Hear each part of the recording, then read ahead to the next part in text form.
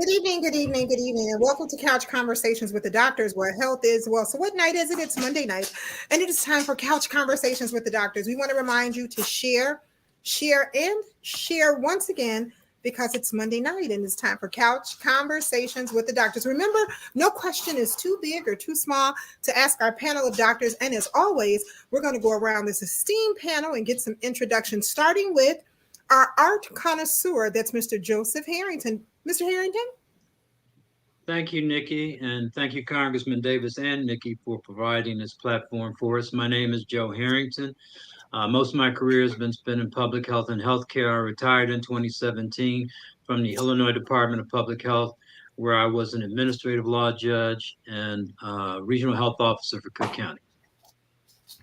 Thank you so very much to my colleague who leaves us and go and have fun in the sun. But I think he may still be here in Chicago. That's our very own Dr. Douglas Graham. Dr. Graham. Well, Nikki, I wish I was, but I was out yesterday, so I was somewhere else. I'm a retired physician. I worked in the western suburbs for 30 years, and after that, joined the congressman in his office for 2 years. It was a very, very astonishing experience.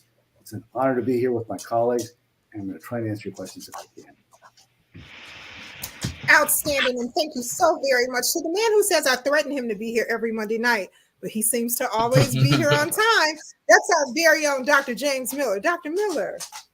Well, good evening, everybody. I want to thank Nikki and Congressman Davis for providing this forum so that we can have discussions that are relevant for the health of our community, and to throw out some ideas and look at some things that we can do to make our community healthy.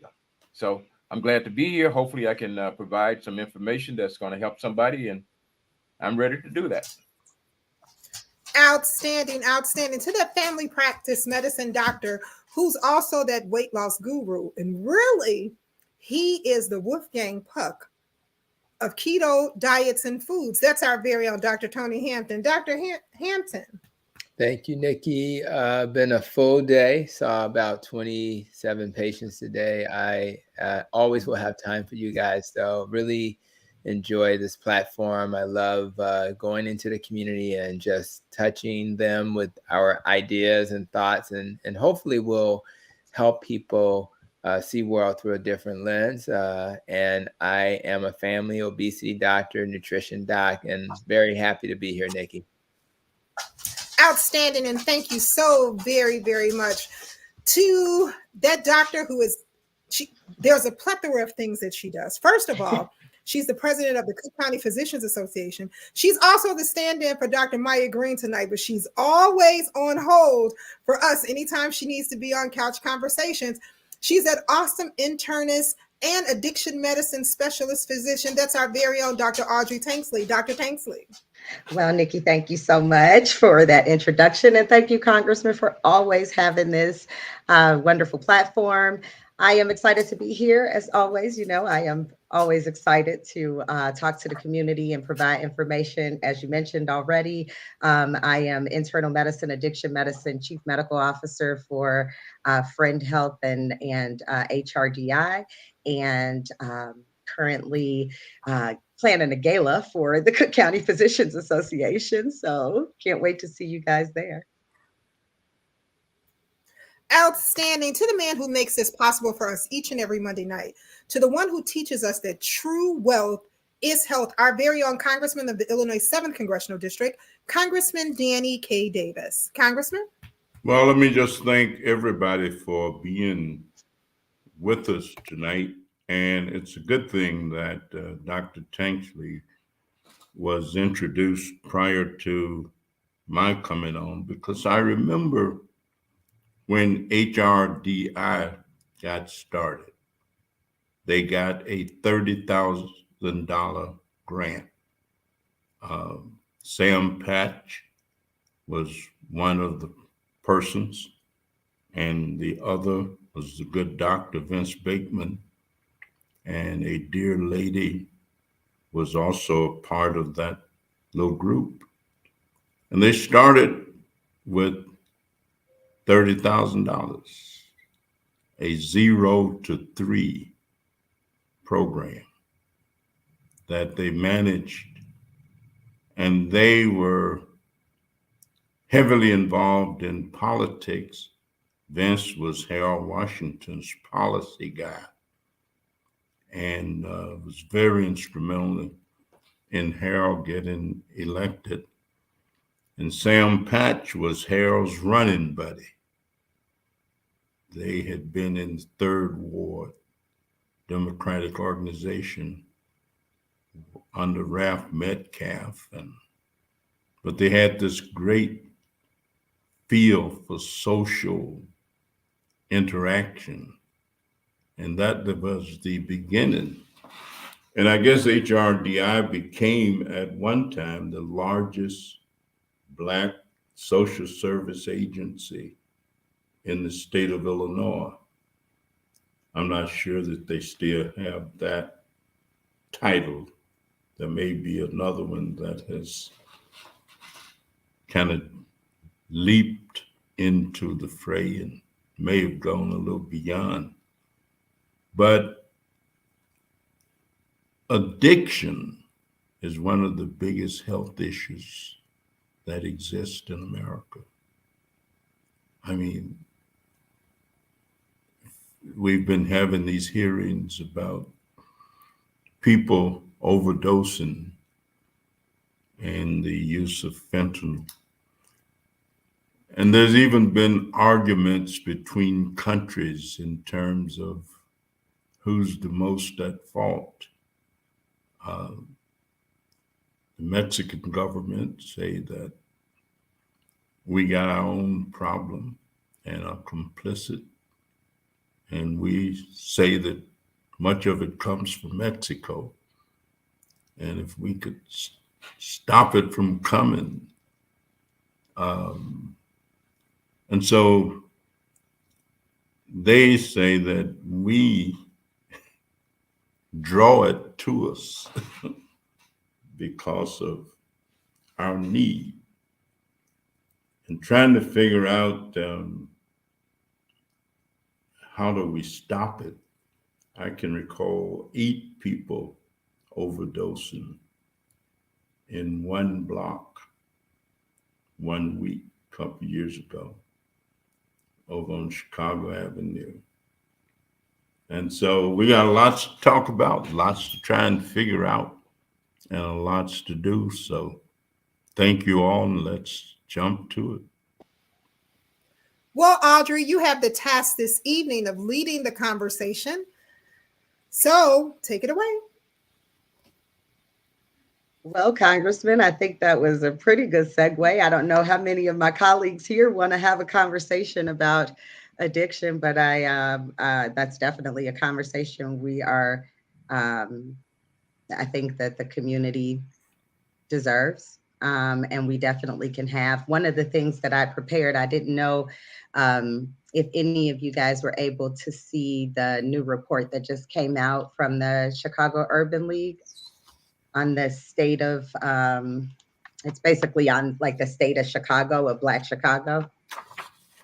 And so there, I can always read some of the stats that were in there, but I was going to kind of have that as the discussion that we had this evening, which kind of piggybacks off of a great event that we were able to participate in with the Congressman's office on the state of Black health, right? And so just kind of a continuation of but this adds in some of the other aspects of that. But before we do that, if there are any comments regarding what the Congressman said regarding addiction, I know one of the things that isn't necessarily in the DSM, but that falls definitely in the same neurological pathways, right? So the same way that the brain works when someone has an addiction to a substance like fentanyl or opioids is the same pathways that are used when people have addictions to things like food, right, Dr. Hampton? So, I don't know if that may be something that you want to speak on. I saw just one quick little note that I saw some really interesting data coming out about the semaglutide medication, Ozempic, and how it's been actually helping some individuals who are using it for weight loss, but are also getting the benefit of stopping smoking, stopping nail biting, stopping some of those other behavioral type of addictions as well too. I don't know if you may have seen that. Yeah. So what I agree that in the world I live in, which is focused on obesity medicine, there is it's actually sad that processed food addiction and sugar addiction is not a DSM diagnosis yet. Now, any logical person would know that that's an addiction.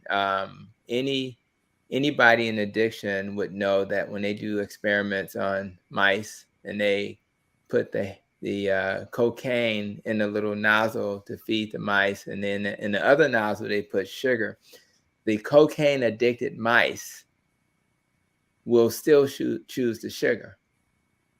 I mean, how could you be addicted to cocaine and be given that in front of you and you'll still choose the sugar? So that's very profound. So I think one of the links, I have a link tree, so anybody can search Dr. Tony Hampton link tree. And one of the links that I have is to Dr. Joan Iflin's processed food addiction support. Because one of the things I've learned about addiction is that it's not the information. They understand that what they're doing is harmful. But in order to get through that struggle, they need support. So what Dr. Joan Iflin, who wrote the book on processed food addiction, has done is she has, 14 hours of programming to be available to people all day long. So if you're in a struggle moment, you can go to Zoom and have like-minded people kind of coach you through those struggles. And that's exactly what's necessary. This is essentially a lifelong struggle because those addiction neurons in your brain, which are the ones that tell you, yes, you do want those things that you really don't need, they never go away. They become dormant and they can kind of just chill out when you're not being exposed. But when you are in a certain environment around certain people, those neurons are reactivated. And what I tell my patients is if you know that certain neighborhood is going to trigger you, don't drive through that neighborhood. If you know that certain restaurant is going to trigger you, don't drive, take a different route, because those things will get you in trouble. And what I love about my world of food addiction is that the same criteria Dr. Joan Iflin put together for that is the same for alcohol addiction. And so when I see patients, I ask them certain types of questions like, have you eaten more than you intended? Have you tried to cut back on how much you're eating? Do you So kind of like a cage questionnaire. Exactly. Are you spending all this time planning to get food and you're trying, do you experience craving? So if you look at the same criteria for alcohol addiction, it's the same for processed food addiction. And so if you fill out that survey, and I'll just throw the link tree in there for those who want to check that out, you can then sign up for the support that you'll need to be successful. So I'm really excited about that. And that's a great resource. I'll let you take it from there. Yeah, no, that's actually a great resource to provide. So thank you. I think you could take, food addiction, you could put, X marks the spot, right? X equals whatever other variable, and you're going to utilize the same criteria for diagnosing an addiction. And so it's actually the study that you referenced with the mice and the sugar versus cocaine is actually not that surprising in the world that I practice in either. And it's interesting because there are often times when individuals are having withdrawal symptoms, and eating something sweet or sugar helps to kind of curb some of their cravings as well too. And it was interesting that one of the first places I learned that was in correctional medicine, talking to my patients who were kind of forcibly detoxed in the jail, right? And they would still have cravings, and they would on their commissary buy sweets, which would help to kind of curb some of those cravings. So it's very, the neural pathways are just, it's amazing at how much similarity there is. Yeah. Were there other one of the comments? things I want Yeah. to say real quick before my colleagues join in is,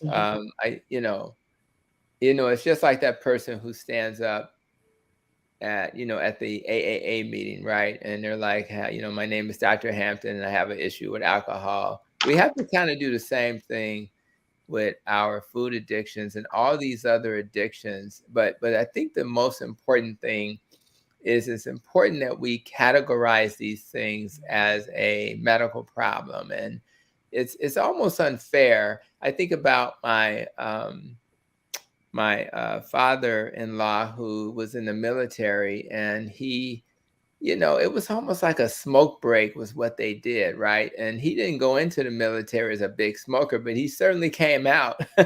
So it was a kind of the culture. And then by the time you realize that you have this habit that maybe was part of the culture, try to stop smoking. I mean, and I think smoking, as another example, may be more addictive than crack and heroin. So, I mean, it doesn't make logical sense that that's true, but ask a smoker who's tried not to smoke how they've struggled. So we have to be careful not to point our fingers at people, understand that this is a real issue that they're going to struggle with. And we have to focus more on how do we support and coach people. And I'm such a huge fan of coaching. And you can even call those resources I mentioned with Dr. Joan Iflin. It's really about coaching. It's about having somebody to be accountable to. It's about reframing how you look at things. It's about what other options do I have? It's about, you've been through this and I haven't been through this. What did you do? How did you go from 20 cigarettes to 15? How did you go from 15 to 10? What support was around you? What did you do as an alternative? And sometimes just having that information will give people exactly what they need in that moment. But what we don't want to do is just look at them and say, man, you ended up with this, illness like COPD, bronchitis emphysema. And why would you do that to yourself? Not recognizing, why did they start in the first place? What were the circumstances? Maybe they've tried over and over again and just couldn't do it. So we have to be, our job is not to be critical, judge people. Our job is to say, what can I do better? In fact, I judge myself. If my patients are not being successful, I have to look in the mirror first and say, what am I not doing well to be a good coach, a good, mentor, and then try to improve in those areas. That's why things like motivational interviewing are very important. That's why knowing what the resources are in the community. And a lot of the health systems, and we're just starting this with Advocate Health, a lot of the health systems don't even know what to do with you. They don't even know where to refer you. And that's why it's important that our federally funded clinics are partnering with the less federally funded type clinics. And we need to work together because guess what? They're going to come to your ER anyway. So it would be nice to know where to send them so that we can utilize the resources in the community better. Absolutely. And I love what you said about, kind of destigmatizing the entire situation. Absolutely. Yes. I have a question, Dr. Tanksley, and this is related to relapse. And when I speak of relapse, I'm not necessarily talking about someone who were a known user, but someone who may be in utero, whose parent were a user, and at some point in their life, maybe even not even aware of it, but then is introduced to a substance. Is that like a much easier kind of situation to become victim of an addiction? Well, I'll say a couple different things, and again, I think this kind of goes to what happened, which was kind of what Dr. Hampton was getting to as well. So there is a few, there's definitely a lot of different theories about addiction. And one of them is about the genetic predisposition. In the literature, you'll see a lot of variation and up to like 60% where they say there could be a genetic link. I believe there can be some genetic, definitely, but I probably am a little bit less inclined to believe fully in the genetic theory, only because I tend to lean more towards the theory of the ACE theory, right? Because that's actually what we see more often in our patients. And so just for, anybody who's listening who may not be familiar with what that is, the ACEs are adverse childhood experiences, and those are events that occur in individuals' lives before the age of 18 that can have depending on the number. So the more adverse experiences that you had, the higher the risk that you can have a substance use disorder or obesity, actually, because the study was actually done in a group of obese patients looking at this data. You have a higher risk of having mental illness or having a lower education, lower socioeconomic status. So all of these things that kind of tie into these experiences that you have, and those experiences can be anything. Most of the things that individuals in the communities definitely that I live and serve in experience. So things like divorce, or being in a one-parent household, neglect or abandonment, having an individual parent using a substance themselves, having someone go to like a family member or a close family member, like a immediate parent, incarcerated. There were some extended studies that looked at urban populations that looked at things like individuals who were exposed to violence, like whether it be seeing someone shot or killed.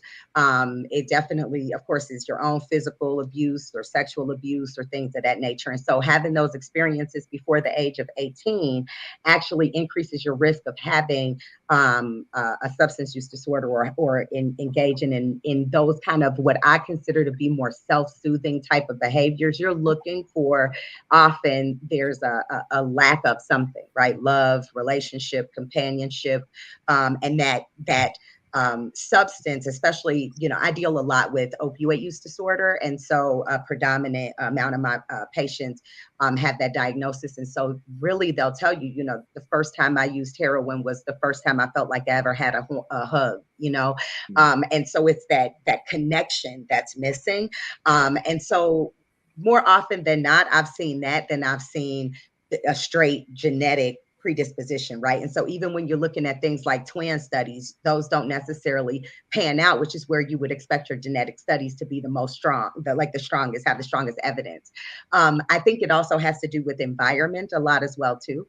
One of definitely the things that we see are things that we may think are okay or engage in. So when individuals are when kids are living in a household where their parents are substance users, or where, a lot of their family members are, a lot of times their first interaction with that substance is with a family member, right?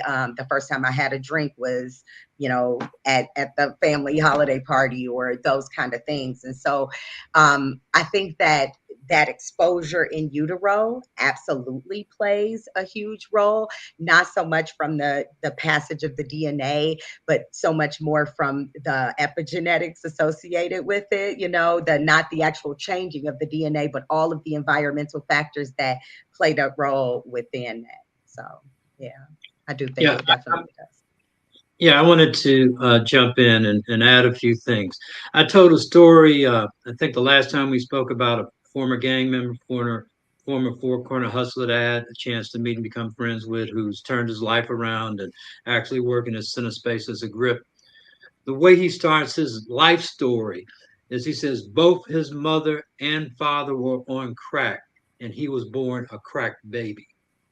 So that means he was born going through withdrawal for a substance that he had never personally ingested, but was somehow in his body and in his system. So, and I want to make a sort of connection between this idea of addiction in a more general sense. And I looked up the definition of addiction from the National Institute of Health.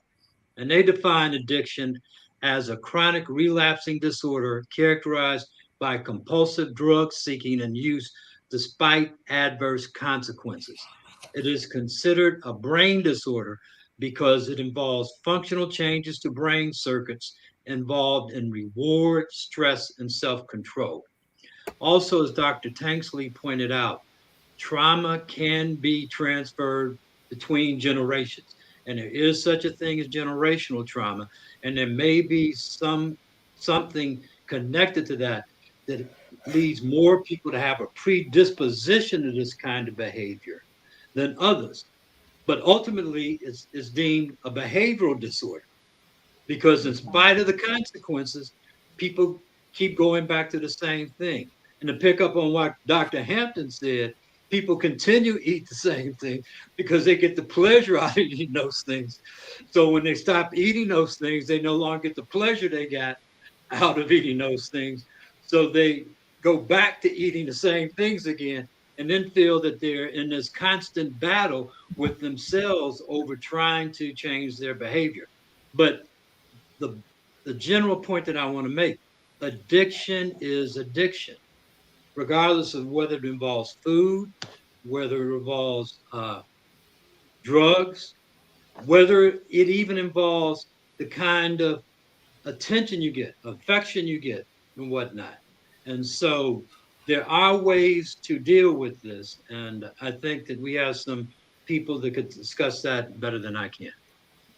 Outstanding conversation. Just want to reach out and just say a few hellos to some of our community members who have joined us. Want to say hey to Denise Patterson, to Jamil Muhammad, who is here with us. Hey, Jamil. Want to say hey to Arlene Spencer. Want to say hi to Tyrena Newkirk, and we cannot forget the Sutton on the end. We got to add the Sutton. She's a newlywed. To Audria Durbin, who's here. To Andrea Dillon, who's here with us. To Miss Stewart, who's here with us on this evening, to Carolyn Ridley, who is here with us, to Carmela Means, who's here, to Dr. Carol Adams, who is here watching, Carol Bogan and Pastor Cy Fields, who is here with us just as well, to Victoria Allen and Victor Dixon. Hey, Victor, how are you, from the Sacred Foundation, who is here watching just along with you, to Audrey Jaycox, who's here, and she says, good evening to everyone. Marcellus Brown, he says, hey, y'all, how y'all doing? To Virginia Knight, she says, evening, everyone. As you can see, Dr. Hampton has placed that link up for you there so you can grab onto that tree and look at it. To Linda Johnson, who is here, and she says, good evening to everyone. To Nellie Purnell, who is here, she says, good evening, everyone. Buck says, excellent comment, Dr. Hampton. Until I stumbled upon low-carb information, I, as well as health providers, blamed me for my obesity. No one ever mentioned insulin.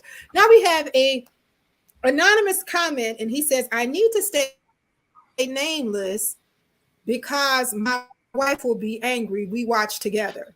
However, is her shoe addiction the same as a crack addiction? I am really being serious. I am not joking.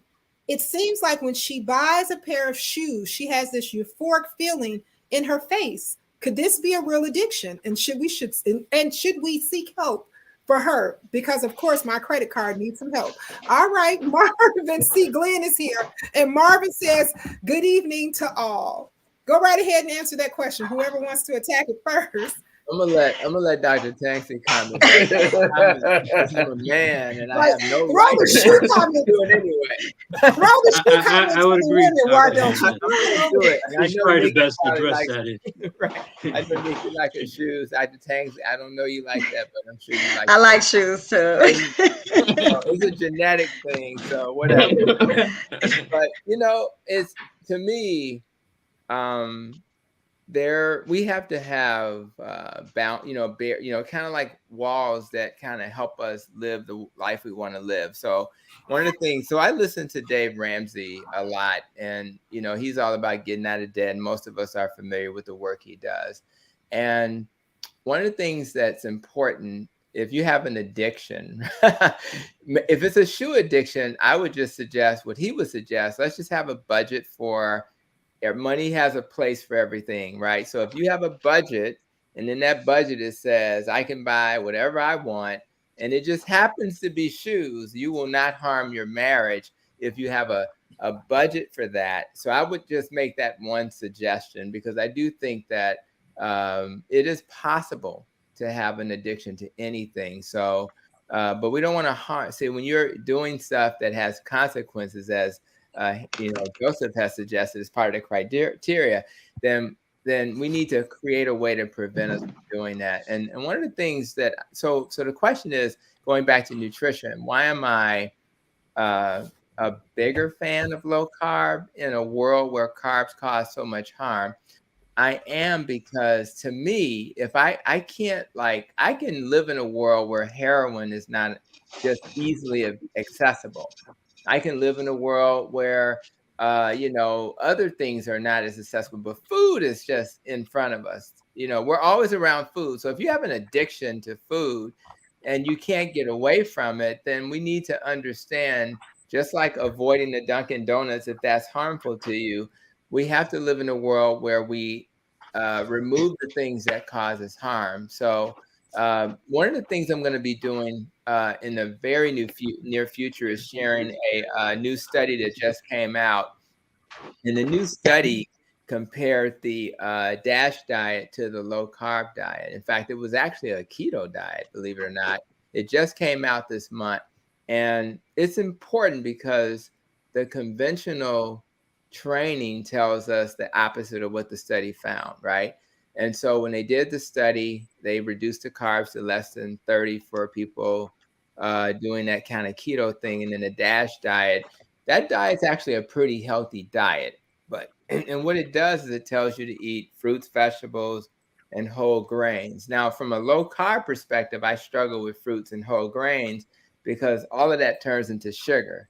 It also includes a fat-free diet or low-fat diet. Of course, the animals that you eat, low-fat, things like that. And of course, it tells you to limit foods and saturated fat. So that's kind of like the narrative. And we've been following the DASH diet for forever as the standard of care for hypertension. But when they did this randomized controlled trial that just came out, I think it had about 96 participants. What they found is that for blood pressure, the low carb diet reduced the blood pressure by about 10 points and the DASH about 5 points. In fact, I don't even have to go into the details. Let me just say that for diabetes and for weight loss, there was twice the reduction in the blood sugar. And so what I'm saying is, why do you think that's more effective? Well, if it's a sugar problem and these carbs turn into sugar, of course that's going to be more effective. Now, this is only a short, like 4-month study, I think, maybe 4 to 6 months. So it's not like a long-term study. But my point of it is, when you have an issue with something that's harming you, it's logical to cut back on the things or avoid the things that's causing problems. Very few people have the discipline when they're addicted to food to say no to food. If even the low carb doc, if you put Angelica caramel cake on my calendar, I may walk by it a few times, but there's going to come a point when I'm going to say, you know what, a little slice won't hurt. And then next thing you know, you're eating 2 or 3 or more slices. So the best approach is to not have that on your counter. So I just think that we have to do a couple.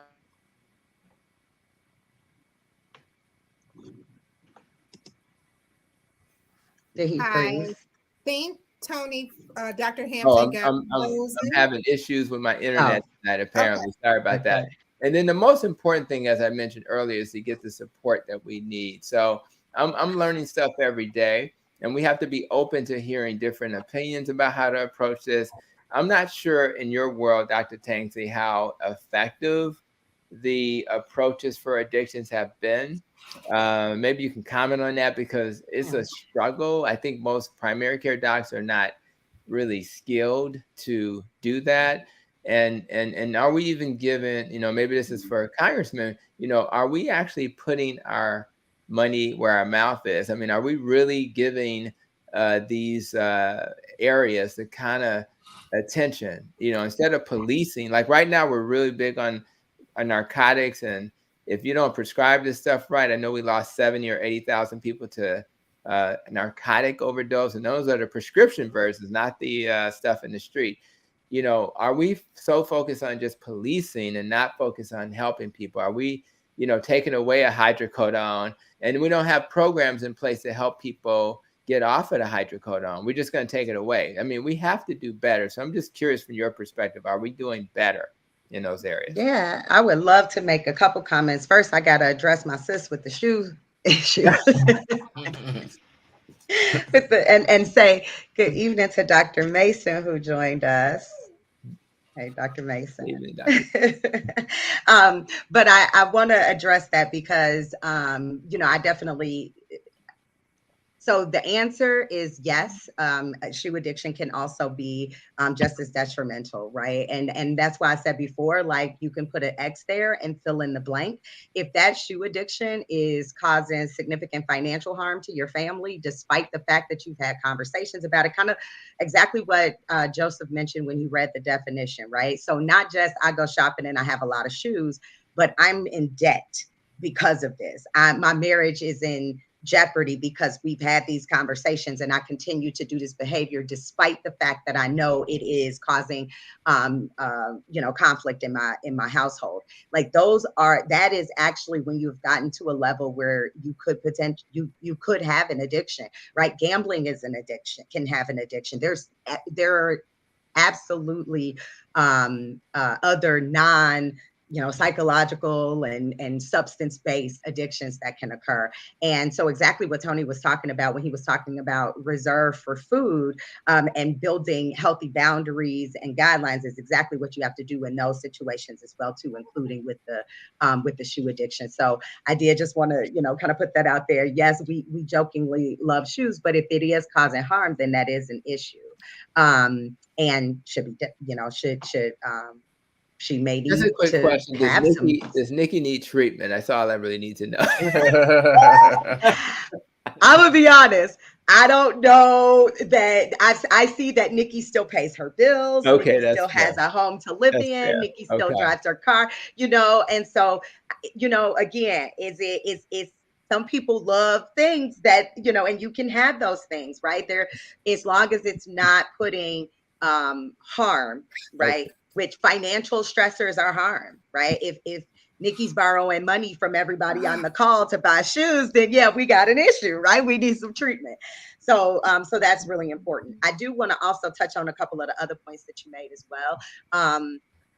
Where are we with treatment? Where are we in the place of educating and how prepared is our medical community for this crisis that we're in? I think we definitely need help. So currently, I'd say the state is essentially that most individuals who most primary care physicians are adhering to the CDC guidelines that came out in 2016 and were most recently updated for chronic pain management. And so that has caused a significant number of individuals to be taken off of their opioid pain medication and then transition to a non-opioid pain regimen, right? So meaning, as Tony mentioned, taking the Norco, taking the oxycodone and those things off of the treatment plan and replacing them with something that is not an opioid. That for some individuals has been tremendously helpful. And a lot of people, I think, have benefited from that. But there also have, in the whole, this is healthcare, right? And everything, there's nothing that's black and white. Everything is that I've seen is kind of in that gray middle, right? And so in that same vein, there have been individuals that have been abruptly stopped from their medications and have suffered withdrawal that have turned to non-prescription, to more illicit, basically, so street substances. And that's where we run into a lot of problems with the overdoses, because people sell pills on the street that they say are oxycodone, right? They look just like oxycodone, but essentially it's a pressed pill that has been made, in a lab somewhere that also contains contaminants like fentanyl in them. And so those individuals that may be naive to that then are also, they're definitely at risk of dying. Our workforce needs more education. We are starting to talk more in the medical schools about opioids, but very limited, and it's still not robust enough to address the scope. I am I have found a number of, just because of the, you know, the social aspect of the situation, so many students are interested that they often seek out the information. And so I get a lot of students that want to rotate with me, or, you know, that just want to learn more about what it is that I do. And in the last, I'd say probably 10 years, the American Society of Addiction Medicine has actually broadened the scope. So for a very long time, addiction medicine was only accessible through psychiatry, because it was, you know, basically it was a psychiatric disorder, right? And what we recognize from that is that it really, as we talked about, there's so many other areas that play into it other than just the brain disorder, right? So the trauma, the those things. And in primary care, we're often the ones who are going to see the patient first, right, or identify that that issue first. And so being able to kind of address things on the front line has been recognized and has been expanded. So it's probably been longer than 10 years, but it's definitely gotten more popular in the last 10 years that individuals from other specialties will either go to fellowship or become board certified in addiction medicine as well too. So my primary background, as I mentioned before, is internal medicine. What I love about that is not only can I address the patient's behavioral concern, but we can address many of the medical complications that come along with substance use as well too, or just routine medical complications that have been either delayed in diagnosis or you know, just kind of not in control because of that substance use taking the higher precedence. So I think it's a nice a number of individuals from internal medicine, family medicine, even OB, because there's a huge gap in that area of women who use drugs, that are you know, pregnant women who use drugs, who, and that care for those moms and their babies, that we really have a lot of people going into the field. So I'm hopeful that we'll be getting more help, and that there will be more innovation in the space, because it's also another one of those specialties that just has been doing the same thing for a long time. And so, you know, there have been newer medications, of course, that have been created and FDA approved and used. But I think even on top of that, there's other modalities that need to be included and used. For many years, we used to do something called the NADA protocol, which is actually a auricular acupuncture, so ear acupuncture. And we would target they're called Shenman's points, but basically they are the points that are most active in addictions and in post-traumatic stress disorder. And so we would needle those areas to help in a full context with, you know, with a holistic approach.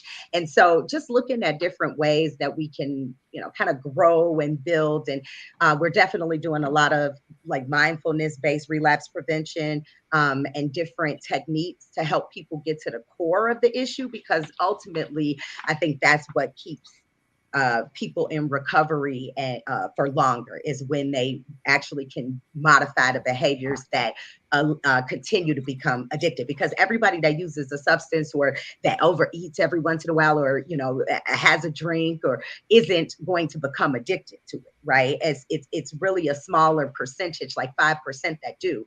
And typically when we dig deeper into that, the question often becomes what happened that allows us to really be able to understand where that addiction goes. One last thing that I did want to mention that you were talking about, Tony, about when they put that Angelica's cake in front of you and you walk past it a number of times and then you finally give in. That's true for all people, right? Because that's human nature. There's actually a lot of studies that talk about what's called decision fatigue. And the studies are actually done in individuals who serve on, what do they call it? When you get parole committees.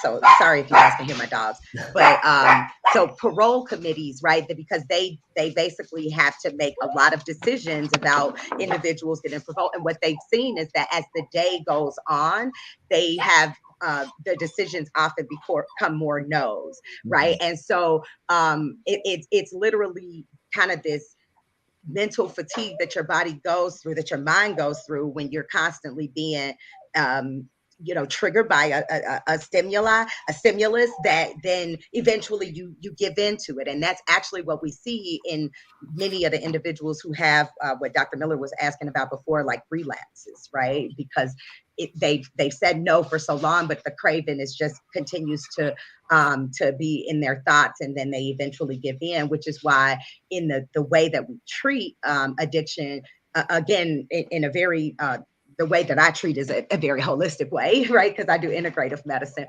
But traditionally, the way that we treat is with medication-assisted therapy, and that's your replacement therapy, your opioid replacement therapy. So things like methadone, buprenorphine, which a lot of people know as Suboxone, those kind of things. Those medications are really there to help the individual not have to have so many cravings that they then become so fatigued that they relapse, right? But once you have their mind where it's not, to a point where at least they're not craving, you still have to work with, or their body, excuse me, where they're not craving the drug, you still need to work on the core issue of what's going to keep me in recovery, what's going to keep me from using, right? And yes, you can rely on a medication if you want to, but more often than not, we really try to promote individuals to begin to heal the relationships, heal the disconnections, and build those things back so that they live healthy, holistic lives. Right? So, long answer, sorry. To Linda Harper. A good answer. Want to say hey to Linda Harper, who's here with us. She says hello to everyone. Eric said, I beat my carb addiction. Now I need to work on my nicotine addiction. I'm getting rid of all addictions one at a time. If I can beat carbs, then I can beat anything. I'm putting my first serious effort into that after 30 years plus of smoking and vaping. Well, congratulations to you, and we're gonna support you to know that you can do it. To our team over at the Core Center who is working, our team that's working, they're probably just glancing at the screen as they walk past. They want to thank Dr. Tanksley he says, I want to thank you, Dr. Tanksley, for truly answering the question.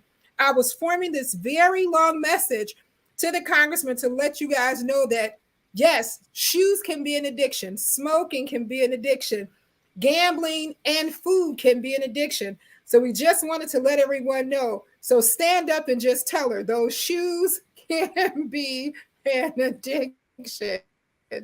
All right. Buck also says, interesting. I've been ketoing for going on to 2 years, and suddenly it has been getting harder when I see Doritos in the store. I don't buy them yet. It's serious. Well, I have a problem walking past Doritos too. My favorite though is jalapeno chips. So I understand, and I don't go down that aisle anymore. But that's how I deal with it. I don't go down that aisle anymore. But trust those jalapeno chips. They call my name. They do. They really do. Eric also says, I just hope I don't revert my weight loss in the process. My goal is to never get over pounds again. From 350 to 183 so far, 8 months carnivoring, 2 years keto, if so extending fast. Well, congratulations to you at 183 pounds from 350. Congrats, and you can do it. Stay on the path. Dr. Mason, it is so great to see you. We are glad you got here.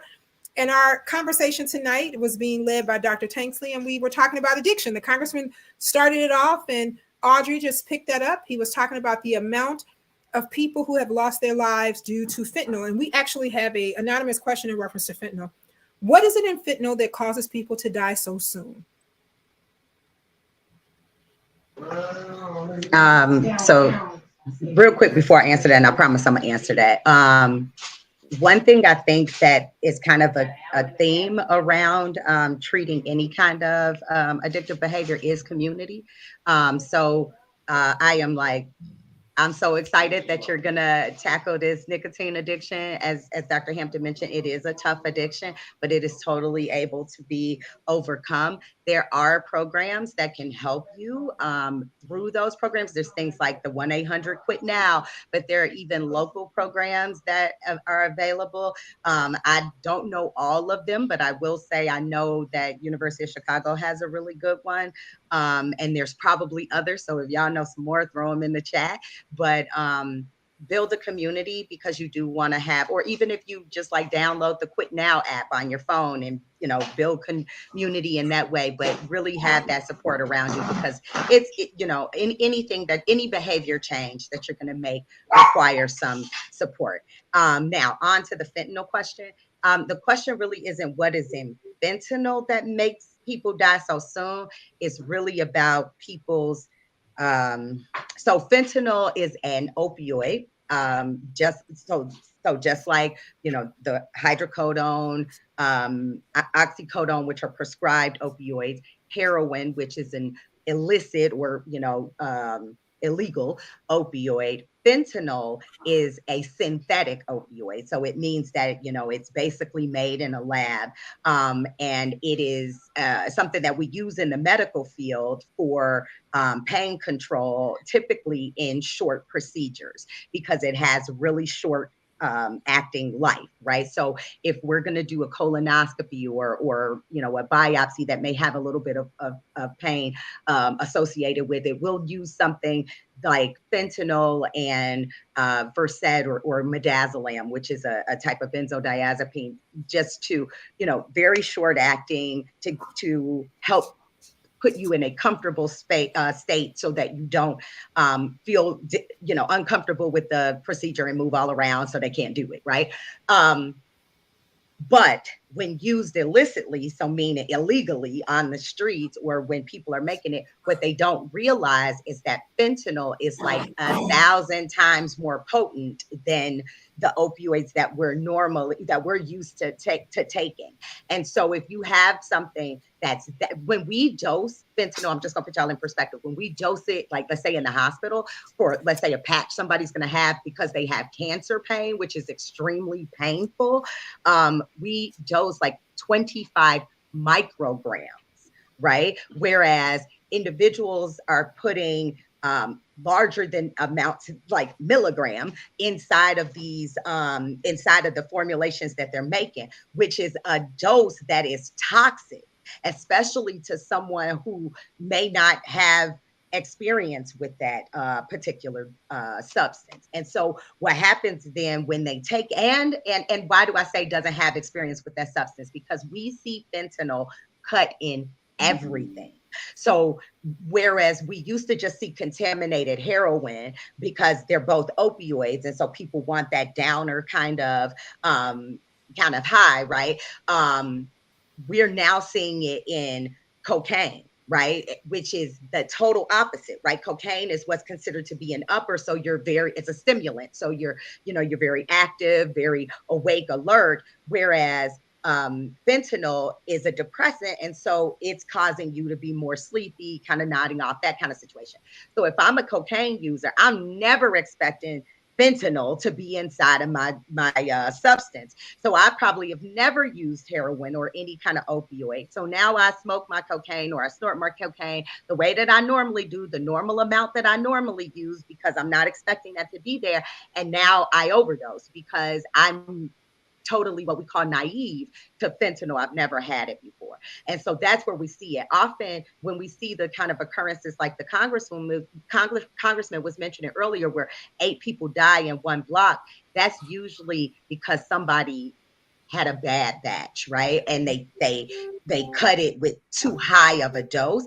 And sometimes what happens, because this is just the way, you know, people on the street market as well too, right? So a lot of times they'll do what's called pass outs. So they'll go out to the block, they'll give out a few bags for free, and those individuals use it. And now all these people are using it pretty much at the same time. They all die or overdose, prayerfully not die, but all overdose at the same time. Why do I say prayerfully not die? Because we do have naloxone.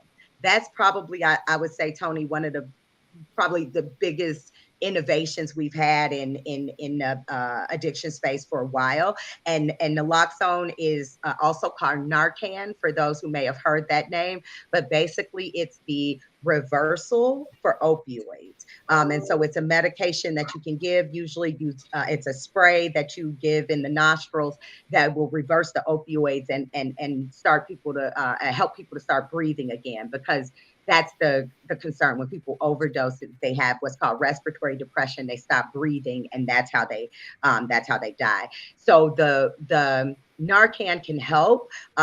It's definitely available everywhere. For fentanyl, what we actually see in real life, because there's what we talk about, and then there's real life. In real life, we often see that people need more than those 2 sprays that come in the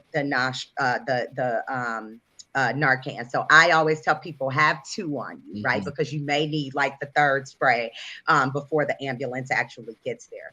As I mentioned, Narcan is available pretty much everywhere. The city has boxes where you can pick up free Narcan and fentanyl test supplies, where you can actually test your drugs, right? And so we encourage people. This is a kind of in a theory of what's called harm reduction, and we do encourage people.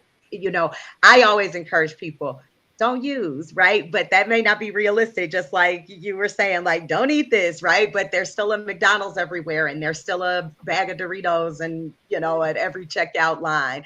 And so what is the way that you can in the least harmful way, right? And so looking at that is definitely have Narcan. So if somebody overdoses, you're able to at least trying to get them breathing while EMS is on the way, which means that we encourage people not to use alone, because if you overdose alone, there's no one who can give you the Narcan, right?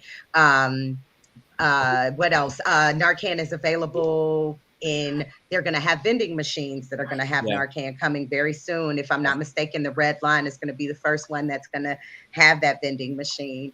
And it is also available throughout the entire state at the pharmacies without a prescription, because there's a standing order, and very soon will be available over the counter as well. Let's say that one more time. So when you get a prescription for hydrocodone, oxycodone, when she says there's a standing order, that gives the pharmacist permission to give you that if you say you want it without having a doctor's prescription. I think that's huge.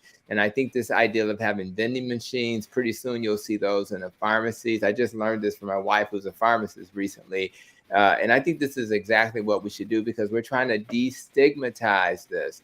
We realize that you're in a struggle. We just want to make sure you're safe as you are trying to get your life back, and we want to make sure you're okay. So I really am excited that we're starting to do real things. And ironically, Dr. Diana Bothari, who is in our health system, is the person who leads our narcotics program.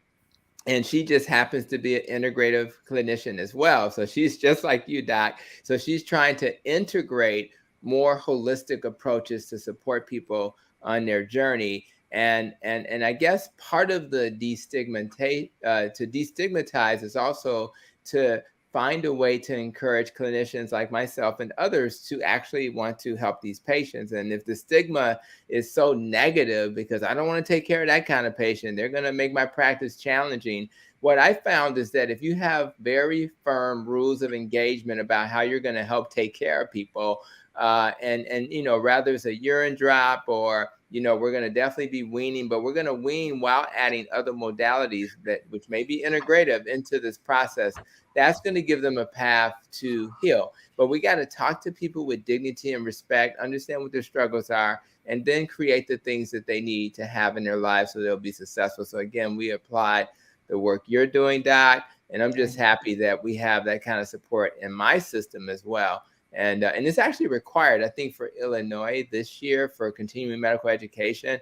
You have to do education around substance abuse and addiction in order to actually maintain your license. So they're taking it very seriously. And I encourage everybody, if you know somebody in your life that needs help, make sure you point them in the right direction, because they really want help, but they just don't know how to get it.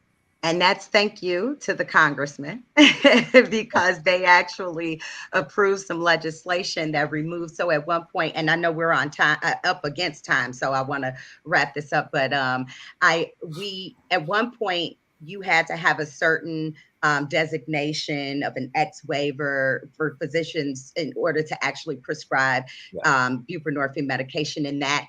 Thank you to the congressman and to those in Congress was done away with, because we really, as you kind of asked, Tony, we need to have more people equipped and able to provide the care that's necessary. And so now that that waiver is removed, the mandate is in order to keep your DEA license and prescribing abilities that you take that course, right? So I think that's going to help a ton of people as well too. Yeah. All right. I don't know if Nikki is frozen. I see her. Well, fantastic. I Good. Is it working now? Okay. So Yeah. of course my internet did the crazy for a second. But what I'm about to say, you guys are gonna hate to hear because it's our time. I know you guys hate when I say that. So we're gonna go around the table really quick and we're gonna ask our esteemed panel their thoughts until next Monday. Starting with Dr. James Miller. You're until next Monday.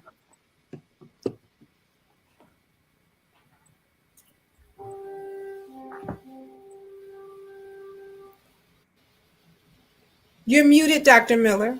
I got it. Yeah. My until next Monday is that as we look around at the problems that are health problems and just problems in general that are in our community, it's going to take the village. You know, either Dr. Hampton or Dr. Tanksley mentioned the fact that you need to have your village in order. And when we're dealing with substance abuse or addiction problems, you know, there's this, as you said, there's a stigmata, and folks are ashamed, and they're not likely to seek the help that they need and require really to be able to overcome this. But I'm saying to the community, let's begin to be more compassionate and try to be more helpful, as opposed to criticizing is not going to get the problem, make the problem go away, or trying to belittle somebody about their issue is not going to make the issue go away. But let us be more open-minded and caring, and try to solve these issues as we should with all issues as we go forward.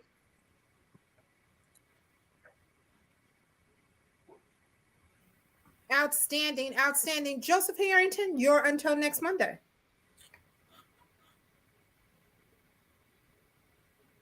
I've got two. Hopefully they're both brief. I know one is, and this is just something I think I've said before, and it's just a reminder to people, the best things in life aren't things. You need to remember that.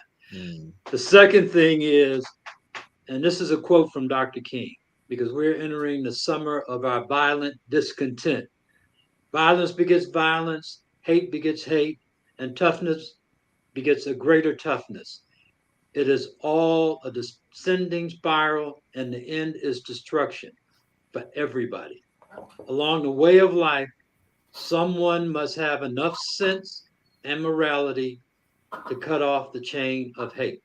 And that starts with all of us.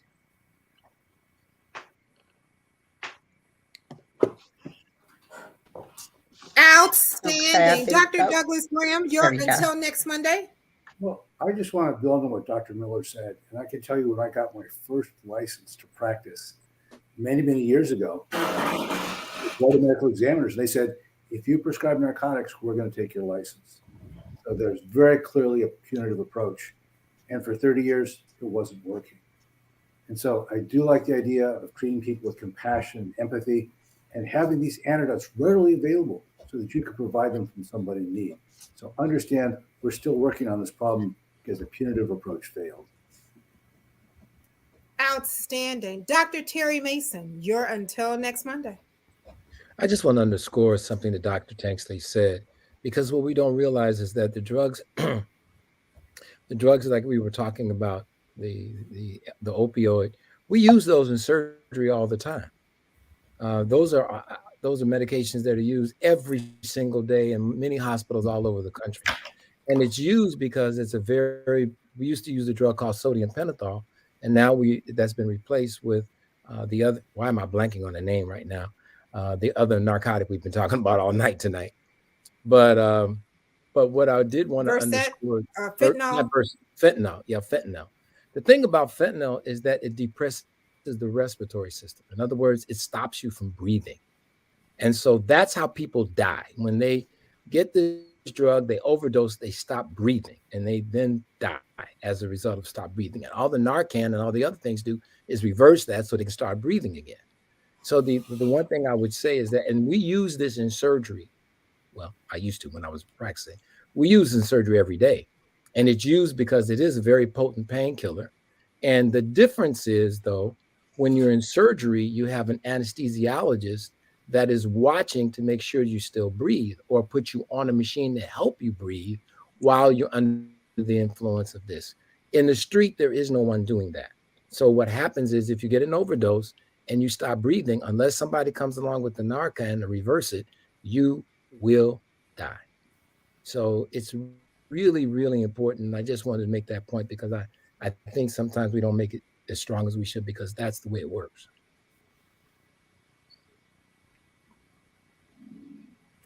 Well, thank you, Dr. Mason. Thank you so much. Well, Dr. Tanksley, you're until next Monday. I am going to leave you with my favorite quote. The best thing about the future is that it comes one day at a time, right? We always say one day at a time. And that quote is actually from Abraham Lincoln. I love that quote because it is hopeful. And so I'm going to leave you with that until next month. Thank you so very much. And thanks for having my back with Dr. Hampton on that shoe thing. So, Dr. Hampton, you're until next Monday.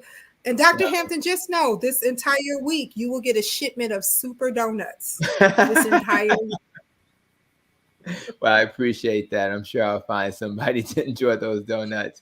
I do want to do a special shout out to the YouTube fans, Eric and Buck. They've actually been interacting with each other as well. So I love that community they're creating between each other. So shout out to you guys, and we support you guys, and I thank you for supporting us.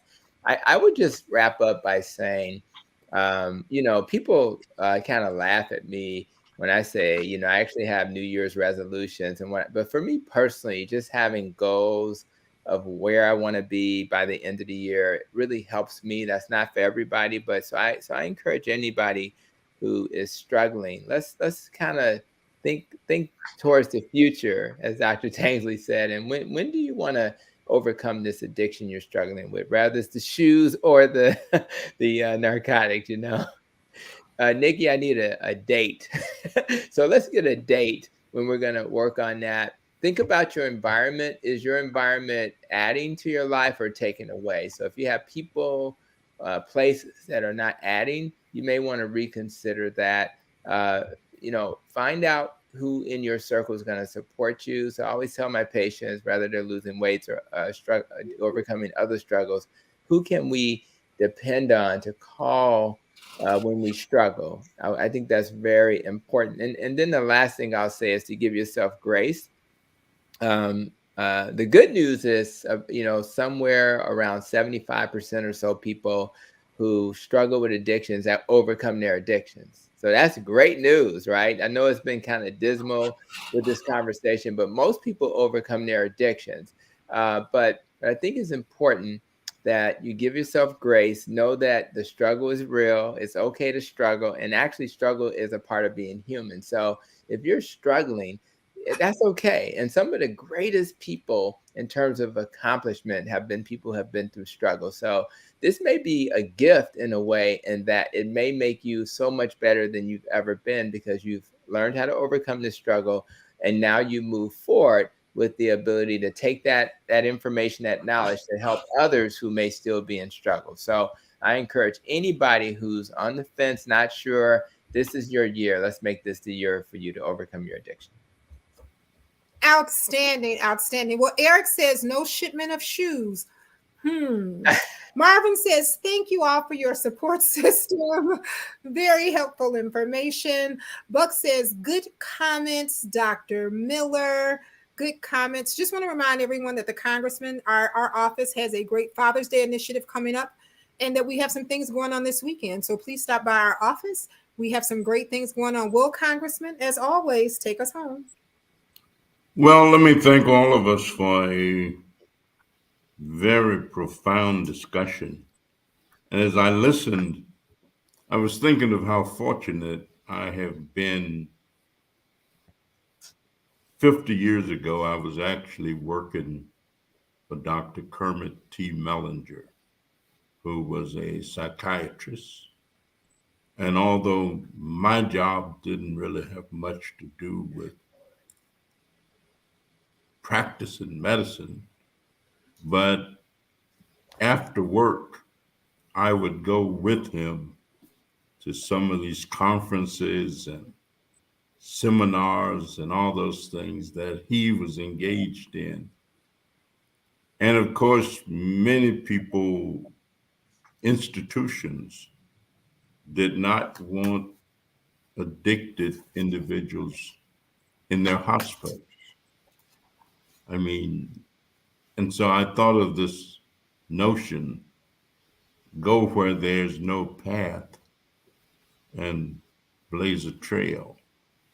I also had the good fortune during that time to work with Dr. Maurice Rabb, who was a sickle cell expert, and Dr.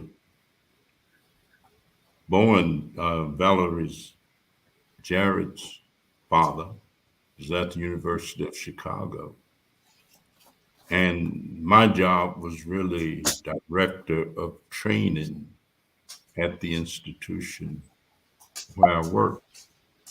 But interacting with these medicine pioneers gave me an interest in pursuing health and medicine in a different way.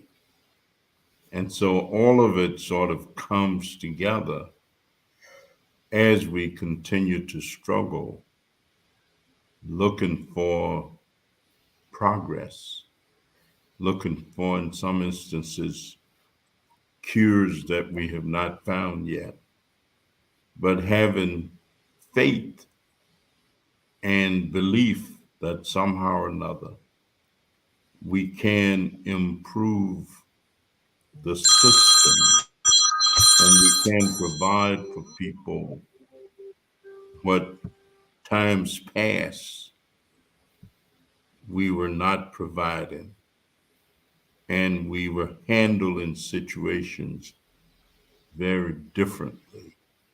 So until next Monday, thanks for this Monday, and we hope to see you next week. Thanks, everybody. All right. Outstanding. Thank you guys so very much. Take care, guys. Have a good night.